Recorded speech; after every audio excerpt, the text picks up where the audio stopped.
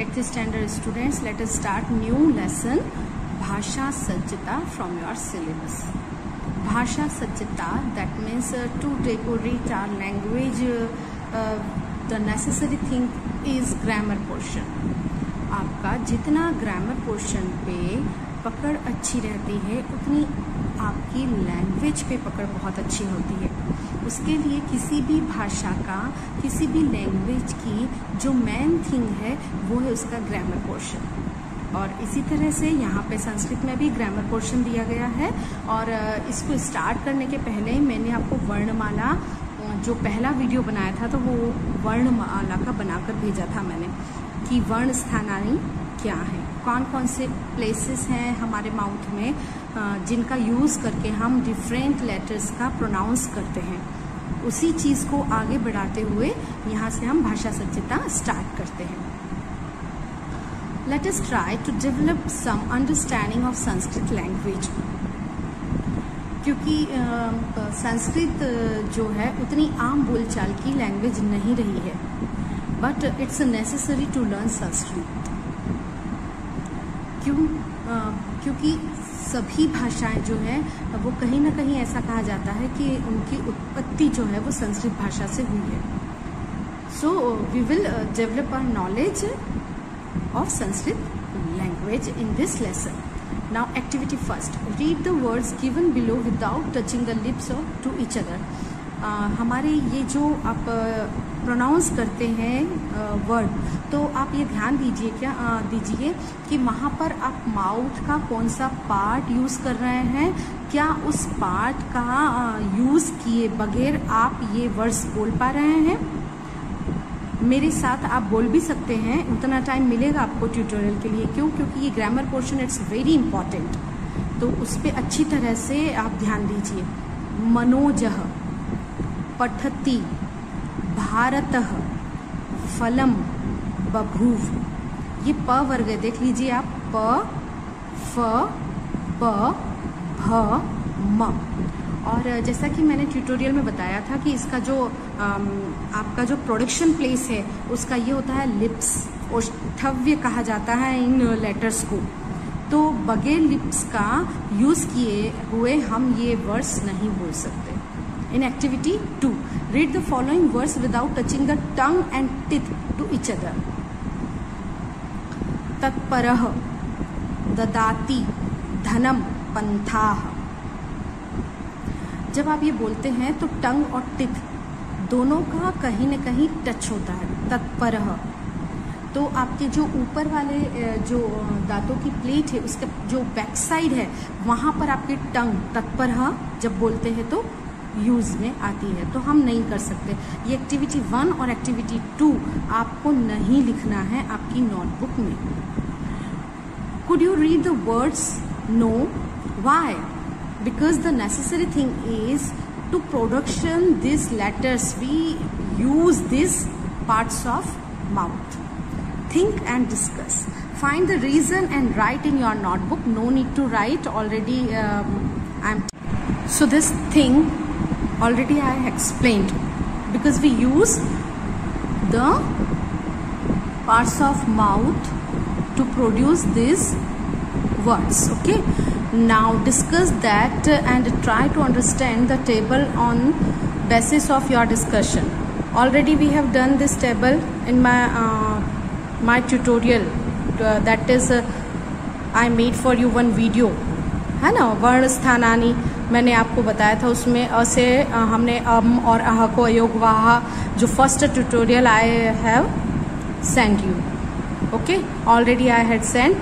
तो आप वो पूरा ट्यूटोरियल देख लेना, तो आपको जो अच्छी तरह से वो समझ में आ जाएगा. अभी यहाँ पर देखिए, सबसे पहले place, then vowel, consonant. Vowel and consonant you already know. If you describe this table in detail you can do. Vowel पहले लिखना है, लिख दीजिए. कॉन्सोनेंट लिखना है, लिख दीजिए. Then you can form the table. Now guttural, that means short and long. कंठव्य, जो कंठ से, गट्रल में आप वो लेंगे जो कंठ से आपके उच्चारण होते हैं, उसमें भी ह्रस्व भी है, दीर्घ भी है और संधि लॉन्ग भी है. और यहाँ पर जो first 2 letters of consonants they called hard, and last 3 letters we called soft. और सबसे पहले कॉन्सोनेंट का बनाना चाहे टेबल बना लीजिए, पर ये टेबल आपको बनाना और लर्न करना अच्छी तरह से आना चाहिए. And the spelling of vowel here is wrong. So spelling of vowel VOWEL vowel. Okay. Soft, सारे स्वर जो होते हैं सॉफ्ट होते हैं. संस्कृत में अ आ ई ई उ री री रू ए आई ओ औ. तो इतना टेबल आप कैसे बनाएंगे? फर्स्ट शॉर्ट और लॉन्ग लीजिए, संधि लॉन्ग लीजिए. गुटरल में आपके आएंगे अ आ ए. ए संधि लॉन्ग है क्योंकि हम इसका 2 लेटर्स को, जो 2 वॉवेल्स होते हैं उनको ज्वाइन करके ये बनाते हैं अ प्लस ई ए, अ प्लस ए आए. उसके बाद है पैलेटल, दैट मीन्स तालव्य. तालव्य में आप देखिए जब आप ई और आय जो है वो आपका गुटराल, यहाँ पर एल है, एंड पैलेटल दोनों में आएगा. यहाँ पे आपको लिखना पड़ेगा. जब आप ई और ई बोलते हैं तो आपकी टंग जो होती है वो तालव्य पे टच करती है. उसके बाद मूर्धन्य. मूर्धन्य जो है वो आगे का है थोड़ा पार्ट. यहाँ पर जो हमारे तालु के थोड़ा आगे जो पार्ट होता है, जहाँ टंग हमारी मोल्ड होती है, वहाँ पे री, और डेंटल जो है वो री जब आप बोलते हैं. और लैबियल जो है वो ओष्ठव्य ऊ. और जो संधि लॉन्ग है वो गुटराल एंड लैबियल दोनों में आएगा यहाँ, और यहाँ गुटराल प्लस पैलेटल में. ये आपकी वॉवेल्स के लिए टेबल तैयार है. उसके बाद आप पूरे गुटराल में क ख ग घ अंगा, पैलेटल च छ ज झ ञ, ट ठ ड ढ ण, ये मूर्धन्य है आपके. त थ द ध न डेंटल है. प फ ब भ म. और अंतस्थ, दैट मीन्स जब आप सांस को अंदर की ओर खींचते हैं तो अंतस्थ में य र ल व जब बोलते हैं तो लिप्स और टिथ दोनों का आप सहारा लेते हैं, दोनों की हेल्प से बोलते हैं. यहाँ फर्स्ट 3 लेटर श श स ह जो होगा वो आपका उष्माक्षर कहलाएगा, sibilant.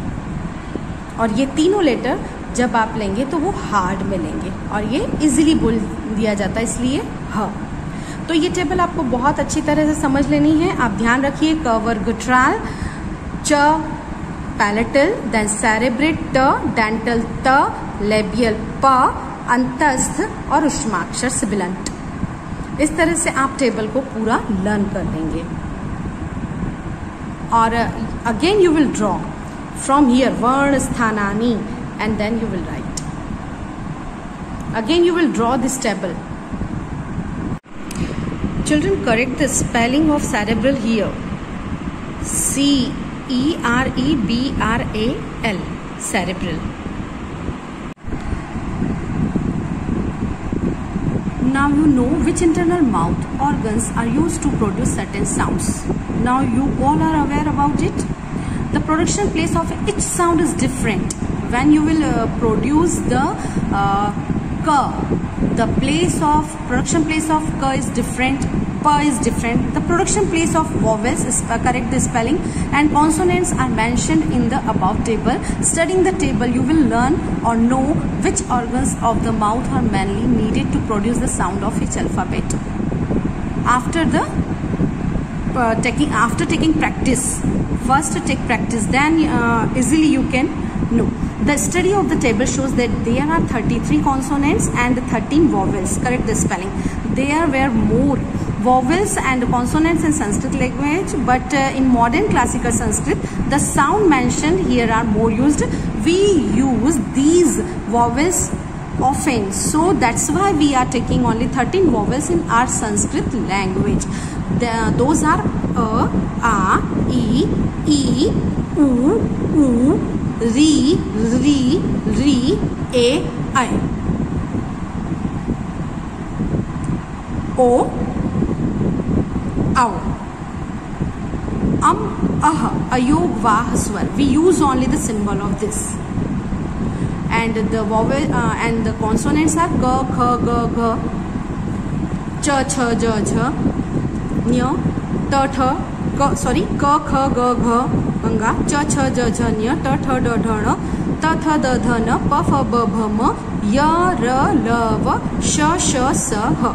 Kshatragya we don't take because ksha संयुक्त व्यंजन इज देयर. वो जो है हमारा वो कंबाइंड जो है कॉन्सोनेंट है. वो मैंने बताया था कि आपको किस लेटर से मिलके बनता है. वो त्र, त और र से क्ष, त्र, ज्ञ, श्र, ये चारों जो हैं वो हमारे संयुक्त व्यंजन में आते हैं, इसलिए हम उनको इस टेबल में नहीं लेते हैं. Now activity, answer the following questions on the basis of the table. After Varnasthanani, you will write only. There are 13 vowels and 33 consonants in our Sanskrit language. Okay, then activity. Answer the following questions on the basis of the table. Write the alphabets of guttural sounds and divide. The spelling of divide is D-I.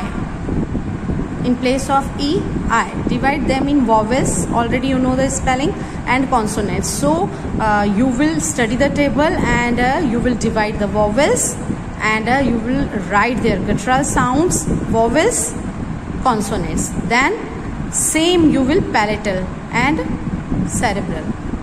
This you have to do.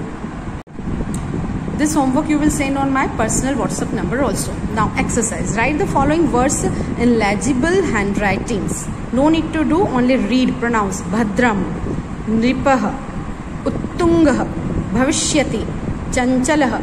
You can see here, यहाँ पर जो है च जो अनुस्वार है वो नहीं लगाते हुए यहाँ पर जो आधा न्य लगाया है. वो क्यों लगाया है? क्योंकि च वर्ग का पंचम अक्षर न्य है, तो हम यहाँ पर उस अनुस्वार का यूज न करते हुए उसका आधा अक्षर लिखेंगे. यहाँ पर भी यही बात है. शंकरः जो आधा अंगा है, हम यहाँ पर आधा लिखेंगे. क्योंकि क वर्ग का पंचम अक्षर अंगा है, इस वजह से. अगर हिंदी में लिखना होता तो हम शंकर इस तरह से लिख सकते थे. संस्कृत में ये क्रॉस क्योंकि आपको जो अनुस्वार लगा है उसको कंसीडर उसके बाद वाले लेटर से करना है, और क वर्ग का पंचम अक्षर अंगा है, इसलिए अंगा के नीचे ही लिखा जाएगा. Classify the following sounds according to their production place. यहाँ पर question number 1, 2, 3. First you will write this. There are 33 consonants and 13 vowels in our Sanskrit language. Then solve these 3. Write the answer of these 3 questions and then write directly here. Ka, kha, ga, gha. You know guttural sounds. Pa, fa, ba, bha. Labial ta, tha, da, dha. इस तरह से आपको वहाँ का production place लिखना है. Now sentence patterns will do. Now sentence patterns. राकेशः क्रीडति, masculine. क्रीडति वर्ब, क्रिया. राकेश खेलता है, राकेश खेल रहा है. Rakesh plays, Rakesh is playing. विपुलः पुस्तकं पठति. विपुलः मस्कुलाइन, पुस्तकं न्यूटर, पठति verb. Present tense. Vipul reads a book. Vipul is reading a book. Continuous में भी चेंज कर सकते हैं हम, एंड इंडेफिनिट में भी. मम माता गायति, my mother sings. My mother is singing. दया फलम ददाति. दया गिव्स फ्रूट, और दया इज गिविंग फ्रूट. दया माता फेमिनाइन, फलम न्यूटर, ददाति गायति, पठति, क्रीडति. These are subjects and these are verbs. Read the above sentences carefully. We have done this. In any sentence, nouns and verbs are most important. चाहिए. अगर काम करने वाला नहीं है, कर्ता नहीं है, कर्म नहीं है, क्रिया नहीं है, तो सेंटेंस का कोई मीनिंग नहीं है। हम सेंटेंस नहीं फॉर्म कर पाएंगे ना without noun and verb. The meaning of the sentence depends on these two terms, noun and verb. Noun चाहिए हमें संज्ञा, वर्ब्स चाहिए हमें कि क्रिया क्या हो रही है। मैं आपको पढ़ा रही हूं तो मैं आपको पढ़ा रही हूं, आई एम टीचिंग यू, तो मेरी क्रिया क्या चल रही है, पढ़ाना। आपकी क्या चल रही है, पढ़ना। You are learning. The noun is joined with verb in various relationship in a sentence. एक सेंटेंस होता है, उसमें जो नाउन है वो वर्ब से वेरियस रिलेशनशिप के थ्रू जॉइंड होती है। जो नाउन है वो वर्ब से वेरियस रिलेशनशिप, अभी यहाँ सेंटेंस में खेल रहा है, फल दे रही है, माता गा रही है। This relation is joined using cases, और जो रिलेशन होता है वो हम यूज करते हैं केसेस के through. This way cases link to join the various terms. और इस तरीके से जो केसेस होते हैं वो हमारी अलग अलग जो टर्म्स होती हैं, पद होते हैं, उनसे जुड़े रहते हैं। जैसे केसेस कारक, कारक विभक्ति आपने पढ़ी है, जो विभक्तियों के रूप होते हैं उनको हम कारक कहते हैं। जैसे आई विल टेल यू,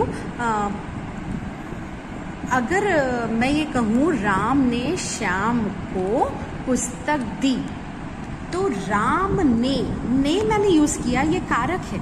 अगर मैं ये यूज नहीं करती हूँ तो आपका सेंटेंस किसी भी हालत में मीनिंगफुल नहीं होगा। श्याम को तो किसको पुस्तक दी, श्याम को। अगर ये को नहीं बताऊं मैं तो यहाँ पर आपका सेंटेंस जो है वो अधूरापन लिए होगा। पुस्तक दी, देने की क्रिया हो रही है, तो राम श्याम पुस्तक दी, मैंने ने और को दोनों हटा दिया, तो क्या कारक की वजह से ही, because of cases, we are able to complete the meaningful sentence. Noun तो अपनी जगह है, वर्ब भी अपनी जगह है, पर ये केसेस जो हैं वो डिफरेंट वे से एड होते हैं। वहाँ पर नाउन और वर्ब को एड करने का काम करते हैं और मीनिंगफुल जो सेंटेंसेस होते हैं उनको फॉर्म करते हैं। Nouns are joined with verbs in 6 ways by 6 cases। Nouns जो हैं वर्ब से 6 केसेस से ज्वाइन रहते हैं। Nouns are joined with verb in 6 ways by 6 cases। 6 तरीके से, 6 कारकों से नाउन वर्ब के साथ रिलेट करते हैं। अभी केसेस तो मैंने आपको बता ही दिया था कि कारक क्या होते हैं और डिक्लेंशंस क्या होती है, दैट मीन्स विभक्ति। विभक्ति के जिस रूप को हम चूज करते हैं उसे कारक कहते हैं, और जो नंबर होता है उसको विभक्ति कहते हैं। तो हम कौन से केसेस नहीं लेते हैं, that means those are not cases. More to address someone, vocative cases used. Vocative case में हम काउंट नहीं करते हैं because it is the form of nominative case. किसी को बुलाने के लिए हम जो यूज कर रहे हैं, अगर राम की जगह हमने बोलिया ओ राम इधर आओ, तो हम उसको नॉमिनेटिव केस का ही एक वो फॉर्म है वोकेटिव केस। और 6th जो डिक्लेंशंस है उसको भी हम केस में काउंट नहीं करते हैं क्योंकि वहां नाउन टू नाउन रिलेशन होता है। जैसे दशरथ के पुत्र का, राजा दशरथ के पुत्र का नाम राम था। सो दशरथस्य सन्स नेम वॉज राम। तो हम यहाँ दशरथ जो नाउन है, राजा दशरथ भी नाउन है और राम भी नाउन है, तो नाउन से नाउन का रिलेशन हम यहाँ पर शो करते हैं। That's why the spelling of generative is this. इसलिए हम इसको केस में काउंट नहीं करते, बट डिक्लेंशंस में हम काउंट जेनेटिव केस को काउंट करते हैं क्योंकि ये एक फॉर्म है। तो आपके introduction of cases, now we will take name of the case, what is shows and illustration.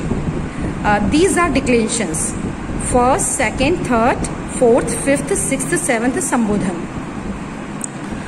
The case, the name of the case, nominative, accusative, instrumental, dative, ablative, genitive, locative and vocative. So nominative, in nominative case what we do? Nominative case में हम कर्ता की बात करते हैं, राम या लड़का, एक लड़का, दो लड़का, एक लड़का, दो लड़के या बहुत सारे लड़के। एक्यूसेटिव में हम क्या करते हैं? एक्यूसेटिव में हम कर्म के बारे में बात करते हैं कि ऑब्जेक्ट ऑफ द एक्शन, उसकी एक्शन क्या है। इंस्ट्रूमेंटल में हम बात करते हैं कि वो जो एक्शन हो रही है वो उसका किसके द्वारा हो रही है। और डेटिव में हम बात करते हैं किसके लिए हो रही है वो क्रिया, जो क्रिया हो रही है, one for that the action happened. Ablative में हम बात करते हैं कि वो जो है कहाँ से हो रही है, फ्रॉम विच इट डिपार्ट्स।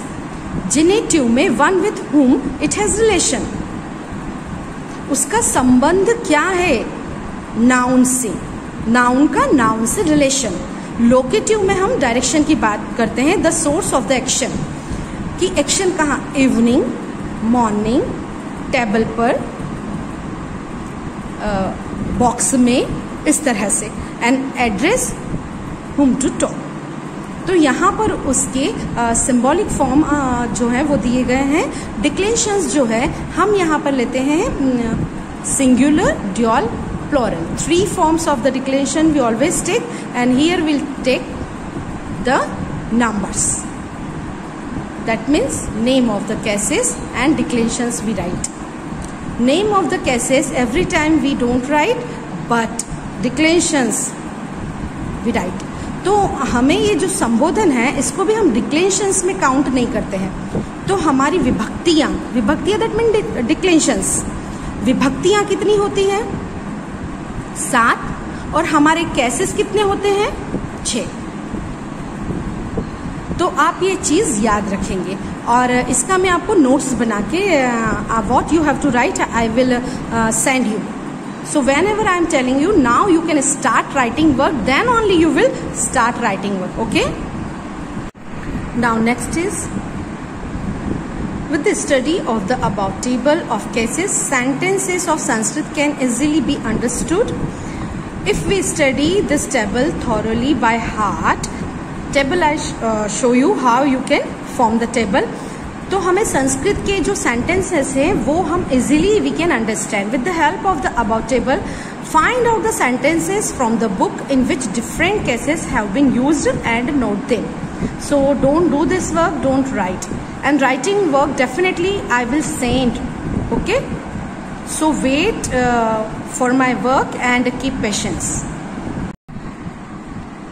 ये बुक मैंने लाइब्रेरी से इशू की है और for getting more knowledge about cases and declarations मैं यहाँ पर चैप्टर नंबर 9 है कारक प्रकरणम।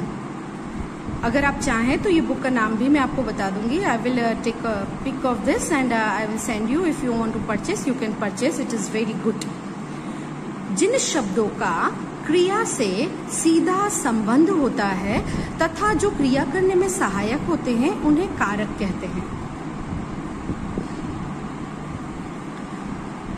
शब्दों का क्रिया से डायरेक्ट रिलेशन होता है, उनको कारक कहते हैं। कारकों की संख्या 6 मानी गई है। कौन सी? कर्ता, नॉमिनेटिव, कर्म, कर्म होना ही चाहिए, क्या करना है, उद्देश्य तो होना ही चाहिए ना। एक्यूसेटिव, करण, दैट मीन्स इंस्ट्रूमेंटल, किसके द्वारा क्रिया हो रही है। संप्रदान, दैट मीन्स एब्लेटिव, फॉर, किसके लिए। अपादान, फ्रॉम, कहाँ से, एंड अधिकरण, अपादान दैट मीन्स डेटिव, एंड अधिकरण that means seventh declensions. And the name of the seventh declension, the case of the seventh declension is locative, and eighth we don't take in the case. Okay, तो कर्ता, कर्म, करण, संप्रदान, अपादान तथा अधिकरण, nominative, एक्यूसेटिव, instrumental, dative, ablative, dative and locative. संबंध को कारक नहीं माना जाता। जो संबंध है हम उसको कारक नहीं मानते हैं। क्यों? क्योंकि यहाँ मैंने आपको पहले ही बता दिया है कि नाउन का नाउन से रिलेशन होता है, नाउन टू नाउन रिलेशन होता है, इसलिए हम उसको केस की में काउंट नहीं करते हैं। हम केवल उन्हीं को केस में काउंट करते हैं जिनका नाउन और वर्ब का रिलेशन होता है।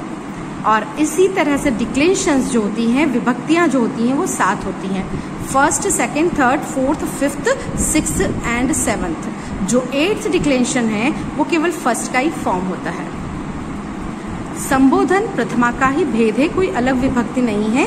कारकों के नाम तथा चिन्ह इस प्रकार है। ये cases, name of the cases, number of the declensions and चिन्ह। हिंदी में इस तरह से याद किया जाता है इनको, कर्ता ने, मतलब कर्ता का चिन्ह है ने, कर्ता ने कर्म को, करण से, संप्रदान के लिए, अपादान से, संबंध का, की, के, अधिकरण में, संबोधन हे, ओ, अरे, भो।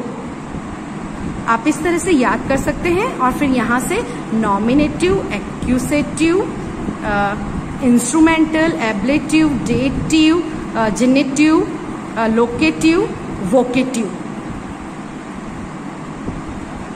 और 6 केसेस हैं। आपको दिखाई 8 दे रहे हैं लेकिन 6 केसेस हैं। We don't count that, and 6th one and 8th one। विभक्ति 7 हैं और उनके चिन्ह हैं।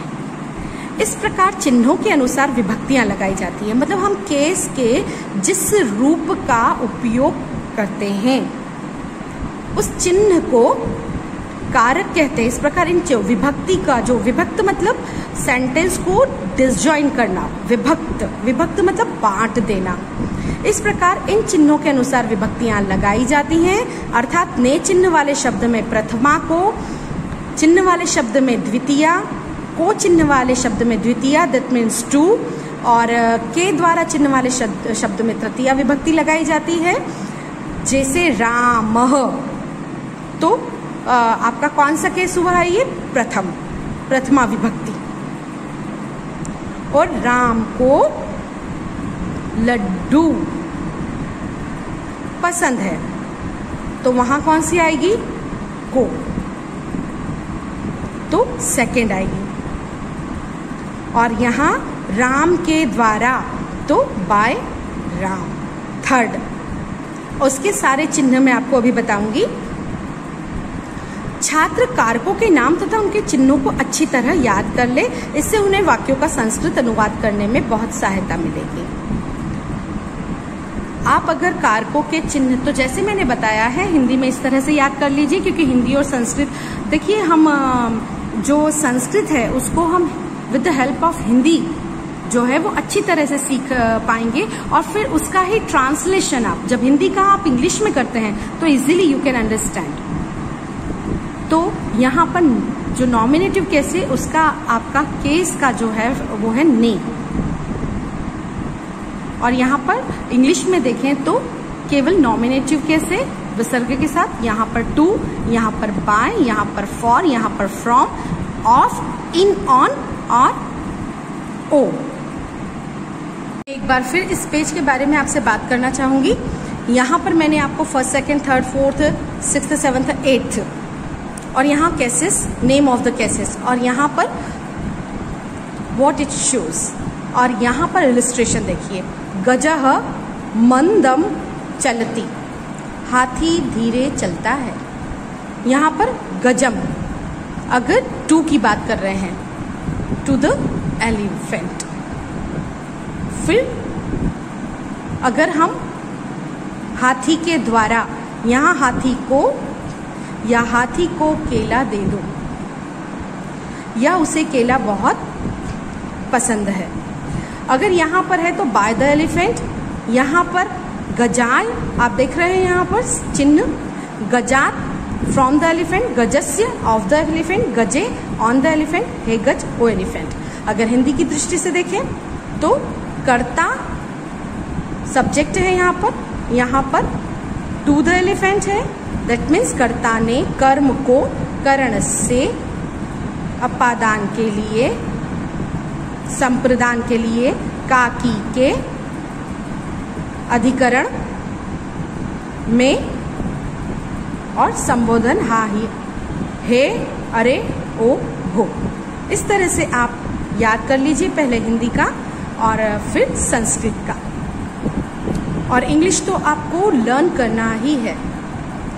To, by, for, from, of, on, and then to address someone.